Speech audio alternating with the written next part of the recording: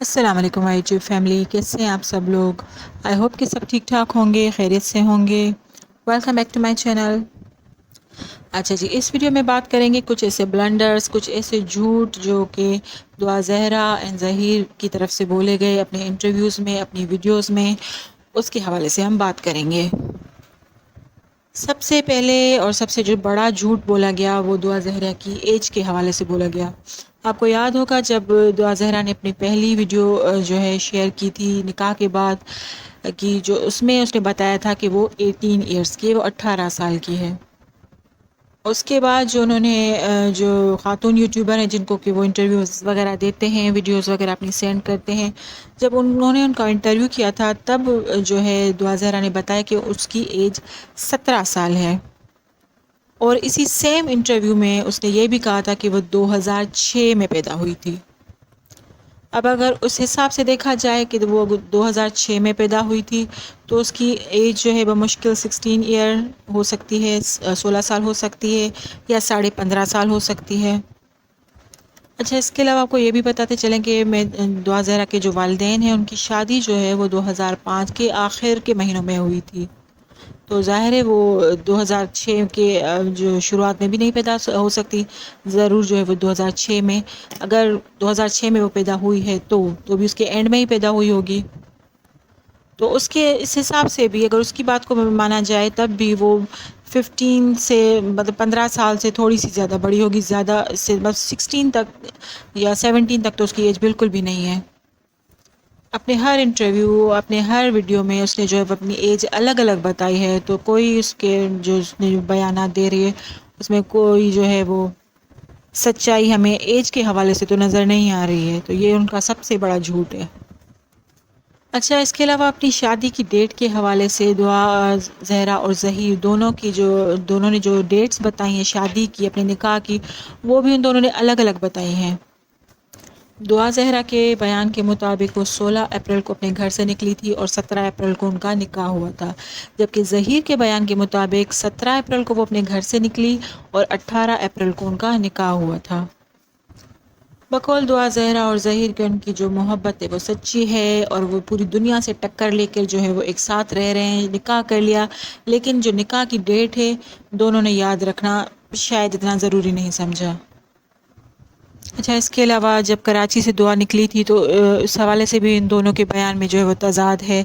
دعا زہرا کا کہنا تھا کہ وہ ظہیر کو بتائے بغیر جو ہے وہ کراچی سے نکلی تھی، لاہور پہنچ کر اس نے ظہیر کو کال کیا اور پھر اسے بتایا کہ وہ لاہور پہنچ چکی ہے، جبکہ اپنے پہلے انٹرویو میں جو ہے وہ ظہیر نے ہی کہا تھا کہ دعا زہرا نے کراچی سے نکلنے سے پہلے مجھے کال کر کے بتا دیا تھا کہ وہ میری طرف آ رہی ہے۔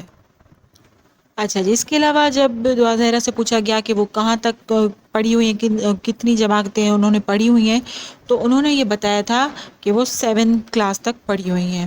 ان کی آواز ہم آپ کو سنواتے ہیں۔ سال پہلے جب کووڈ آیا تھا تب میں 7 کلاس میں تھی، تو کووڈ کی وجہ سے جب اسکول بند ہوئے تو میرے ماما پاپا نے کہا کہ آپ بچوں کو اسکول نہیں بھیجیں گے، تو اس کے بعد سے میں اسکول نہیں گئی۔ کتنی کلاسز پڑھی آپ؟ 7۔ اچھا، اپنی پڑھائی کے حوالے سے یہ جو ہے دعا زہرا کا بیان تھا، لیکن ان کی جو فیوریٹ یوٹیوبر ہیں جن کو کہ وہ ہمیشہ اپنے انٹرویوز اور جو بھی سسٹم آپ کو پتہ ہے جو بھی ہوتا ہے ان کے ساتھ ہی ان کا ہوتا ہے، ایک ہی وہ ان کی فیوریٹ ہیں، ان کا اس حوالے سے الگ ہی بیان ہے۔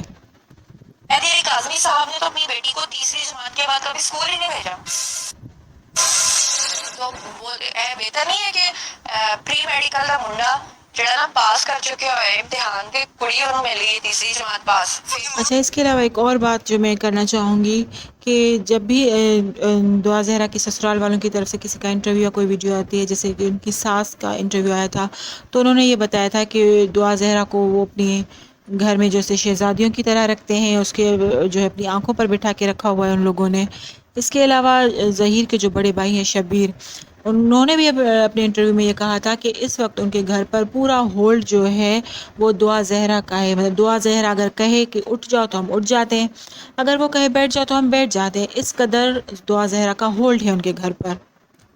تو ایک بات ہماری سمجھ میں نہیں آ رہی کہ ایک لڑکی جو کہ زبردستی ان کے پاس آ گئی، یہ لوگ چاہتے نہیں تھے کہ وہ ان کے پاس آئے، نہ ان کو کچھ پتہ تھا، وہ خود اپنی مرضی سے ان کے پاس آ گئی، ان کے بیٹے سے نکاح بھی کر لیا، ان لوگوں نے اس کو عزت سے نکاح بھی کروا لیا۔